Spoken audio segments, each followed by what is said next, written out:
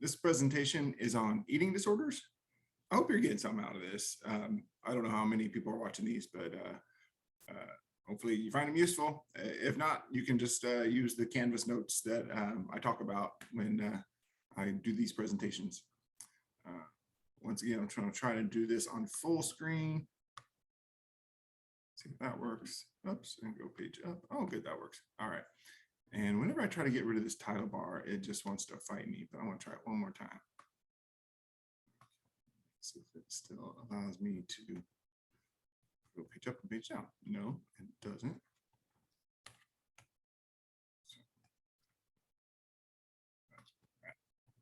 All right, so in this chapter, we are, as always, we're using the DSM-4. And TR stands for text revision. So they came out with the first DSM-4, and then they decided to review or edit some of the writing around the criteria for the disorders. And that's what text revision TR is about, if you're curious. In DSM-4, there are two major eating disorders, anorexia and bulimia.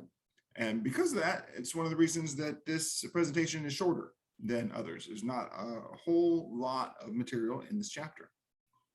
In terms of frequency of these disorders, it's 10 times more common in women than it is in men. But among men, it's much more common in gay men because of the attention to appearance.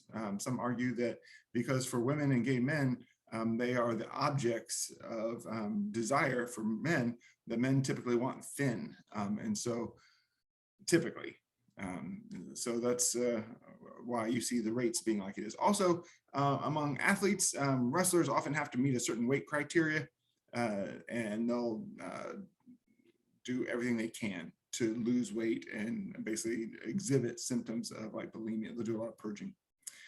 Black women are less likely to be diagnosed, and they have less body dissatisfaction. So there's somewhat of an immunity to that, which is a protective factor, which is good. Typically, eating disorders start in the late teens and early 20s. And that's just kind of a little bit of intro to that. When you look at like, I just downloaded these off of Google Images, kind of like where eating disorders and body image disorders come from. I mean, on the left, you see females 5'8" and up in the model category. This was like for the model of the year competition. You can see how the standards, at least within modeling, are quite thin. And then even in the next slide here on the right, the plus curve female model category, still quite thin. So in modeling and other careers, there is a real push and drive for thinness that affects the people in that area. When trying to figure out where these combination eating disorders and body image problems come from, most psychologists and lay people agree it's a lot of being fed media images and basically the kind of unstated, this is what is better. But it's unstated because it's often in the images that get thrust in front of everybody, whether it's in movies, whether it's in TikTok, YouTube, whatever you got. They're typically images of the ones that are shown as desirable are typically of a certain type, and anything big is there's a lot of fat prejudice out there, is usually ridiculed or devalued. I put here, I have to try to hide this one more time. These are the criteria for binge eating disorder, and that is the change that's been made from DSM-4 to DSM-5, is that binge eating disorder was included. What binge eating disorder is just eating a whole bunch of calories in a very short period of time. In bulimia, that's followed by some purging, whether it's vomiting, using laxatives, exercising, enemas. But in binge eating, it's followed by guilt, but there's no purging behaviors. And you can see here that binge eating episodes, eating until feeling uncomfortably full on a repeated basis, eating a large amount of foods when you're not hungry, more rapidly than normal, and eating alone because of embarrassment, and then feeling disgusted about oneself. And there's a lot of distress about binge eating. So this is a new disorder that's been listed in DSM-5 that is not discussed in your book chapter and is not listed in DSM-4. Of course, that goes like that. We're going to start with anorexia and the primary symptoms. The number one is, this is more like starvation. It is a refusal to maintain normal body weight, and there is no agreed upon average of what is normal. A lot of people just, I guess, commonly assume that it's less than 85% of expected body weight. And expected body weight is a problem too, because your book refers to body mass index charts or BMI charts. Those were normed on a very small select population, and they're not generalizable to overall population as diverse as the US. So when you come up with an expected body weight and BMI charts, I throw those away. I don't agree with them. I don't think they're applicable to everyone. I think it's stupid.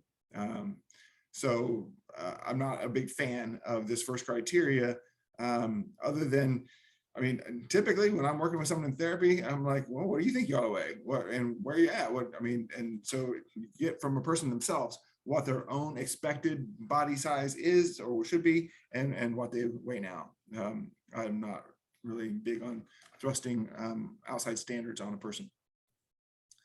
What is agreed upon in terms of the research, most people lose about a third of their normal weight. 5% of people with this disorder die starvation or medical complications or suicide. There's typically a distorted body image. I'm going to add a video to Canvas that has people saying to another person what they typically say to themselves in the mirror. And a lot of the distorted body image is really distressing. I would say the vast majority of therapy clients that I work with, and I would say the vast majority of people I know to some degree have some sort of distorted body image about that it's not, their body in some way does not meet up to their expectations or satisfaction. And so the self-evaluation is off. So I'm going to look here, like over on the right, this is one chart that's frequently used. And so a person would say, like, I'm using the cursor here, where do you think you are? And a person will basically indicate one of the higher levels on the right, when in fact their body size is more on the left. And so it's distorted, it's not accurate, but a person believes that they are abnormally large or fat. There's an intense fear of gaining weight and becoming fat. A lot of talk about that with friends or family. And among women, this is no longer true in the DSM-5. DSM-4 included the absence of at least 3 menstrual cycles, because when a person's in starvation mode, no longer having periods. So those are the primary symptoms of anorexia. This is, again, a summary of that on another slide. So this will be in the notes. More factors related to it. There are medical complications. With going through starvation, you can get an electrolyte imbalance. I don't know if you're familiar with what that is. I put up here, oh, I should show you this because I like this. Electrolytes, it's what plants crave. That's from Idiocracy, the movie. I think it's kind of funny. But we as human beings, we need electrolytes, because when we go back to that chapter on how the nervous system works and how action potential works, you need potassium, sodium, calcium for your neurons to work, for your brain to work. And if you are starving and not getting proper nutrition or even fluids, you can have organ failure. You can have symptoms of what looks like dementia. I did have an older friend of mine who was not trying to lose weight, but she just did not drink enough fluids. She was an older woman, and twice she had to go to the hospital because her electrolytes got out of balance. And I visit her regularly, and she just made no sense until they could get the IVs in her and balance out her electrolytes. You can't think straight. So that's a problem. Other medical factors include just having pain in the gut from starving, being cold because you're so thin, having no energy because you have no calories, dry skin. There's also a condition called lanugo, which is this fine little hair that appears like on the back of the neck and the body, and you get bone loss, bone density loss. we try to figure out where is this coming from. We're going to talk more about the causes a little bit later, but I just want to indicate, as your book describes this, they talk about children, and usually young women, who grow up in a family where the parents are invasive and controlling and try to dictate what their kid does. And also with parents who are very concerned with how they appear to the neighbors, how they appear to society, how they appear to their church and their school. And so this just push to appear perfect. And then the kid is like, I don't think so. And so trying to control what they eat and their weight is one area where they can have any sort of influence or control over their own life. And so some argue that is a major factor when it comes to why people develop things like anorexia. Other disorders that co-occur with this, OCD is big, and obsessive compulsive personality disorder are also big. But I don't know what psychologists or medical doctors did these studies in World War II where they starved participants, and I don't know how much informed consent. It doesn't sound very ethical.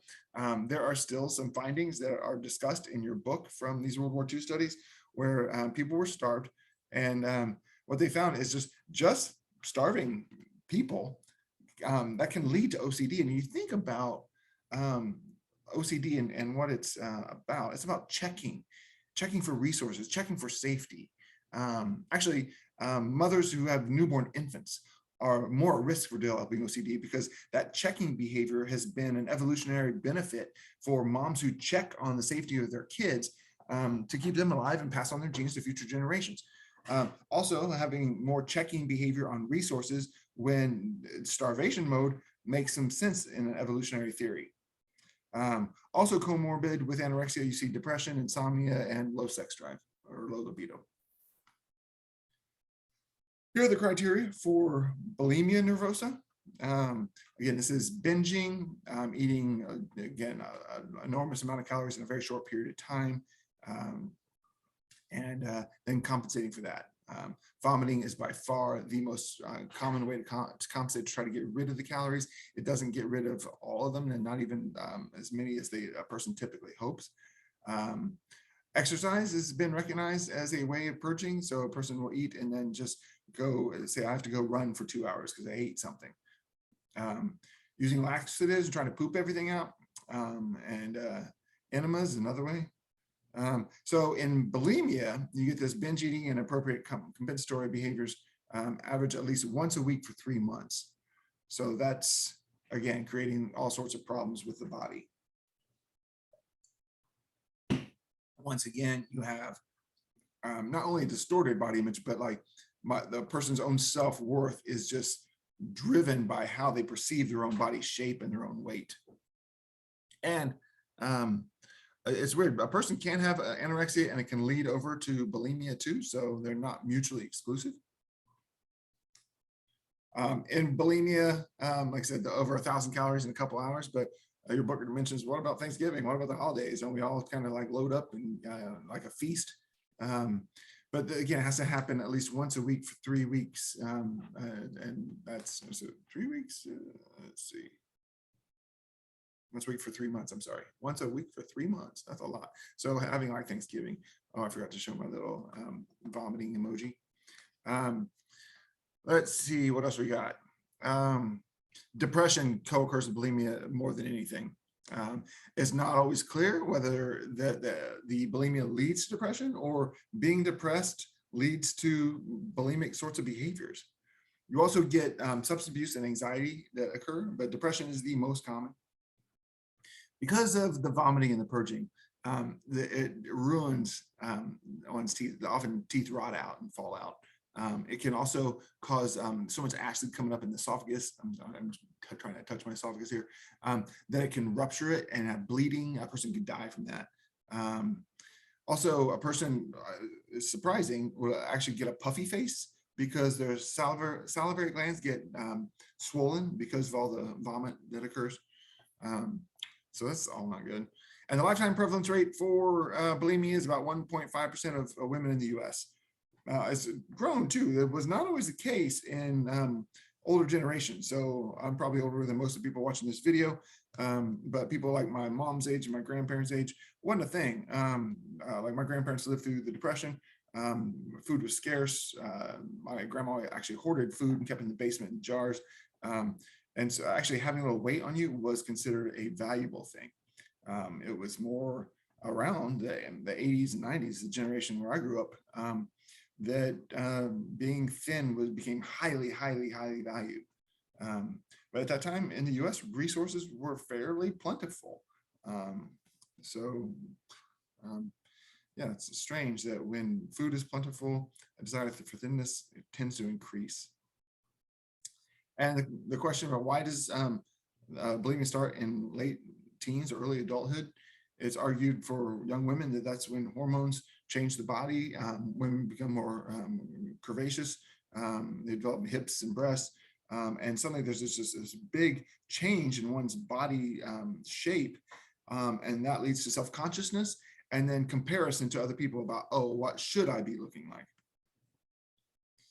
So if you look at the overall causes of eating disorders, your book goes into great detail about the effect of culture. There is a dramatic prevalence difference in how commonly eating disorders occur in different countries.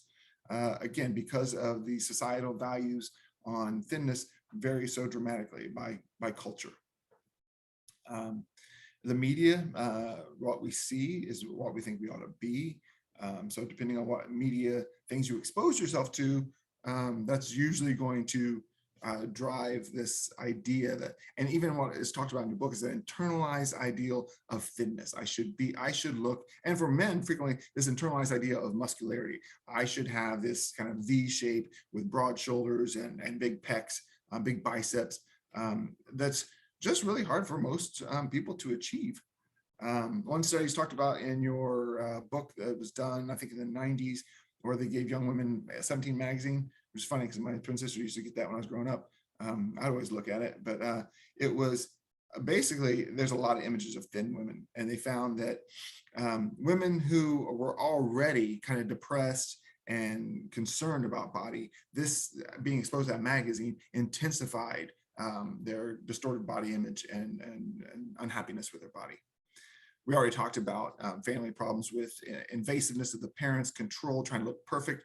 But your book talks about sexual abuse. One of the things they try to make clear is that with sexual abuse, it's not a unique precipitating factor, but it is a factor in a lot of disorders. So it's not that if a person survives sexual abuse as a child, they're going to go on later develop an eating disorder. They could just as easily go on to develop panic attacks or generalized anxiety disorder or OCD. So sexual abuse is a precipitating factor in a lot of different disorders, not just eating disorders. Another explanation is a lack of interoceptive awareness, which is an interesting idea. So this is something I think I mentioned with panic, that if a person actually sometimes with like panic attacks, people have heightened interoceptive awareness. They're like, oh, my heart just skipped a beat, or it just went, it's going a little bit faster, and I think we're gonna have a heart attack. So it's this really increased sense of like, oh, but catastrophizing about what the symptom means. With eating disorders, it's kind of dissociating or disconnecting from one's body, not even knowing if and when you're hungry. I mean, a lot of people eat by the clock. Oh, it's noon, it's time to eat. But not knowing like one's own emotional states and own physiological states, being sleepy or being hungry, being uncomfortable.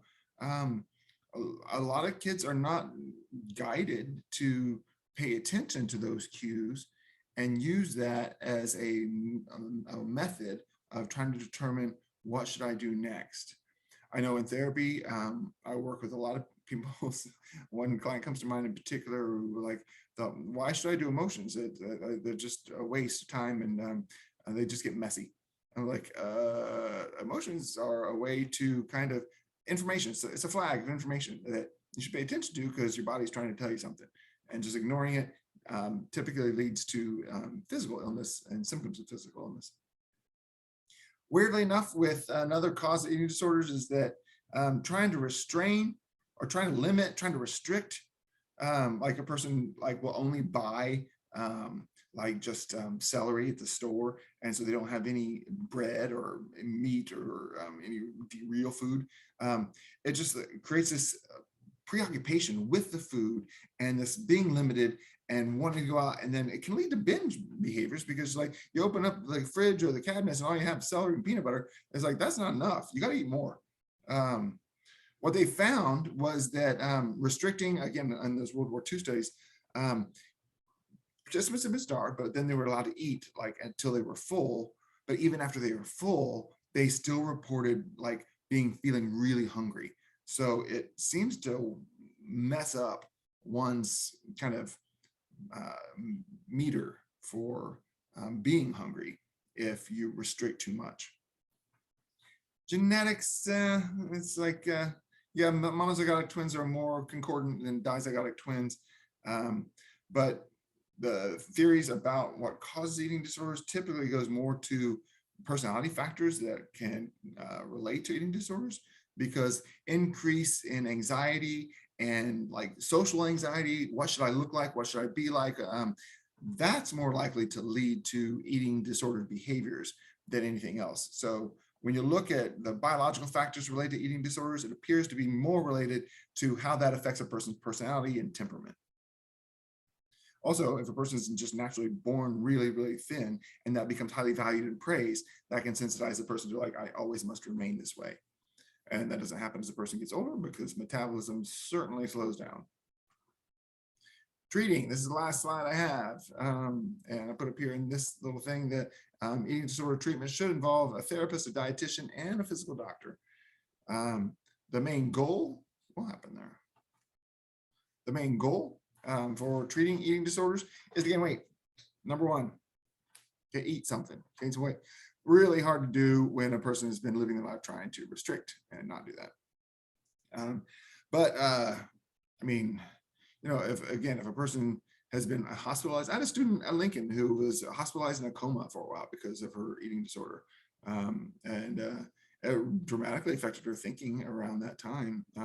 And when they came to, they were aware, I can't do this anymore. So they were on board with trying to gain weight because they realized they had just wasted away to almost nothing and almost died. So the second treatment goal is to try to address the eating difficulties, like and the restricting and all that. Your book talks about a study done with parents and kids. So we're talking like teens. It's called the Maudsley method. And it is trying to treat food like a medicine, and you have to take this medicine so that you can improve your overall physical state.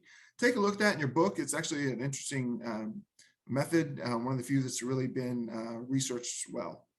If you look at other treatment types, they kind of separate out treatment for anorexia and bulimia. And with bulimia, cognitive behavioral therapy seems to work pretty well, reducing symptoms by 70% in most people. The others don't have a lot of research to back them up. And in CBT, or cognitive behavioral therapy or treatment, first it's educating the patient about what food does for one's body, then trying to address the distorted body image and beliefs about the body. And then it's about trying to prevent relapse into eating disorder behavior later on. So those are the main goals of cognitive behavioral treatment for bulimia, and it seems to be fairly effective. Little evidence exists to support other treatment modalities, but I was surprised, and you should really check this out in your book. When they were running studies on treatment for bulimia, they used what they thought was going to be a placebo, you know, a fake treatment or something. Was one of them they didn't expect to work, called interpersonal group therapy. I've run interpersonal group therapy groups, and the goal is to have like about 8 people in a room, and it is talking through working out. And actually in these groups that they had here, the goal was not to talk about eating and eating disorders or food or anything like that. It was like, we're going to talk about how do you feel? How do you relate to other people? What are your relationship problems? Can you give each other feedback on how you're being affected by that other person? And so people start to gain skills on how to effectively communicate with each other. That seemed to have an enormous impact on their eating disorder symptoms. So building social skills, feeling more connected with others, can actually work to improve eating disorder symptoms, which I think is a great surprising outcome that came out of that study. Take a look at it. I believe that's my last slide. It appears it is. I hope you learned something from this as well, as always. And I'll see you next time.